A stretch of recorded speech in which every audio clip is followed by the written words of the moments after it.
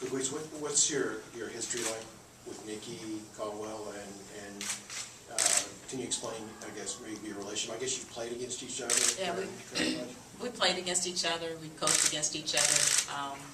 You know, we know each other. So you know, it's kind of fun, you know, to come down and be able to. I mean, she's a new mother. Yesterday we were talking about babies and newborns and nursing and, you know, some other stuff that maybe men don't really want to hear about. But so, you know, it's always good to be around your friends, and in this business you become friends, and, you know, we're both competitive, and we'll prepare our teams for the game tomorrow, but, you know, afterwards we'll wish each other well. Just like a few years back, I know you were expecting a child, I think, for a little while during the season, and then Nikki obviously was expecting a child this season. Mm-hmm. Did she talk to you about that at all? Well, we talked briefly. She said she had a pretty good pregnancy. I said, well, I threw up every day for 5 months, so God bless you. But, you know, it's tough, but it's certainly a joyous time. And, you know, when you have a newborn and, you know, it's her first 2-3 weeks of life, I mean, it's just a different world. And that's one of the things we kind of talked about is, you know, especially the birth of your first child, how impactful that is on your life and how it really changes your world. So, I mean, we weren't talking basketball at all. We were sharing new mother stories, and I just wish her the best because it's a special time in her life right now. Questions? Raise your hand. How difficult is it to go from playing a team that wanted to push the pace against you guys to playing a team that wants to work out of the half court? I don't think it's difficult at all. Mm-hmm. And, you know, Nikki's right. It's going to be about each team trying to play its pace. We want to play fast pace, so we have to make sure that we're taking advantage of opportunities to run and that we're getting out and pushing the pace. And if we can do that, I think definitely we'll, you know, that works to our favor, works to our advantage. And we've got to make sure that, you know, we do that every time that we have those opportunities. Brett? Brett Martelli. I think people are going to be inclined to draw some parallels between you and Nikki, and even Coach Burns, I think, did a couple of days ago, saying you're two of the best young coaches in the game, or the future of the game, something along those lines. I was just wondering what your thoughts about that, you know, going against a coach that's kind of on a parallel track to you in a number of ways and trying to get to that next level. Oh, I don't think about that at all. I think about how she gets her team to play tough, you know, and they defend well, they rebound well, and they're big. So I spend a lot more time thinking about that than anything else. But she's a fantastic coach with a wonderful pedigree.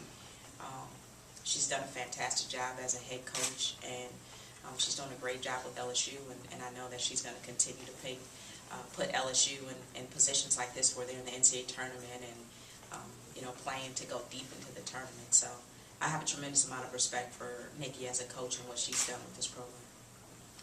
Thank you. With some time off before last night's game, then you play last night's game, is getting that real-time experience under your player's belt, does that make you feel a little bit more comfortable going into this game? Absolutely. You know, there's nothing like playing the game. You know, you can scrimmage and practice. You can do all the things you want to practice, but there's nothing like. It's really difficult to simulate in practice. You know, the crowd and the time and score and TV and the fans and, you know, all that stuff. So, getting the game experience under our belt, I think it's good for us, and you know, I think it'll help us get ready for tomorrow night. And speaking of that crowd, just touch more on the fact that you're playing in enemy territory or just hostile court, and how your players welcome that challenge. Well, you know, it's one of the things we've talked about all year, from the very beginning of the season.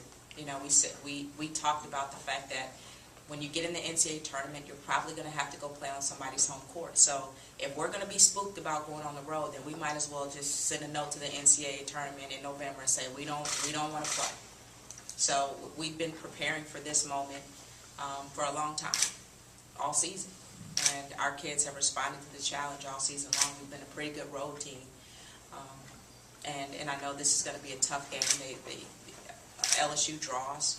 They've got great fan support. It's going to be a good atmosphere and a great environment. And our kids love playing in those kind of environments. You know, we love, whether we're at home or on the road, we'd rather play in front of a bunch of people than play in front of empty seats. And so it should be a fun game tomorrow night. And I think it'll be a great game for the fans to watch and everybody at home watching on TV. So we look forward to it. Yes, sir. Coquese, last year, first year as a head coach as an NCAA, in an NCAA tournament, how much did that help you prepare for this year? I mean, was last year like a little bit tough to prepare and do all the little things that needed? Did that help you going into this year? Oh, well, Jerry, come on. You know, in some ways it's different because last year we played at home. So we got to be in a rhythm at home. I mean, there's certain things that you do at home and you get a comfort zone at home. So this year was a little bit different for everybody, you know, going on the road. And I actually think our kids probably feel more this year like we're in the NCAA tournament because we're on the road as opposed to being at home. But certainly, you know, learning how to manage practice and time and keeping your team fresh and, you know, going over game plans and all that kind of stuff is certainly we're a little bit more familiar with it as a staff this time around. Did you get a chance to watch LSU last night, and what were your impressions of them? We got to watch them a little bit. I mean, they're big. They're big. They got a lot of post players. We watched some on them today, and I mean, they're strong. We're gonna need to box out. Dan Norton, Daily Collegian. Just after having lost the DePaul game last year, is there any added desire, any added drive to win the second round game this year? You know, we just want to win. And we're not really thinking about that. We're thinking about LSU, and you know, it's a different year. Okay, raise your hand if you have a question. Chad, let's go to Chad back and back, then we'll come back up here. Alex, can you just talk about being a higher seed but having to travel? Just, is it unfair that LSU gets to play in front of its home crowd and you guys as the higher seed are playing away from home? I wouldn't say unfair. I mean, that's just how the bracket, you know, worked, and that's how we were placed. I love our team on the road. I love playing on the road. So, I mean, obviously they do have their crowd behind them, and they're playing on their home court, and it's a home court advantage. But at the same time, I mean, we've been pretty successful on the road throughout the season, so I'm pretty confident in our team. Having had a little bit of time now to think about yesterday's game, what did you guys think you did well in that game, and what do you guys think you need to work on a little bit before tomorrow night? I thought we pushed the ball well. I think, you know, our strength is our transition. I thought throughout the game we did a good job. Alex pushing the ball up the court with the pass, and you know, I think that's one thing we did well. Just, you know, we're gonna have to put together a good game in 40 minutes. Alex, just following up from the previous question, just playing in front of kind of like a hostile crowd, kind of add fuel to your game at all. You seem to enjoy that.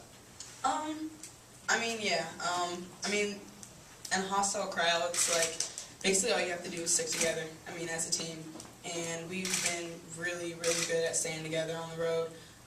You know, the crowd's, you know, fired up and everything, and the opposing team has them behind them, but you know, me, Maggie, you know, the starters, our bench, everybody, we just stay together, keep each other up, and encourage each other, and that's what keeps us together and keeps us focused on our goal.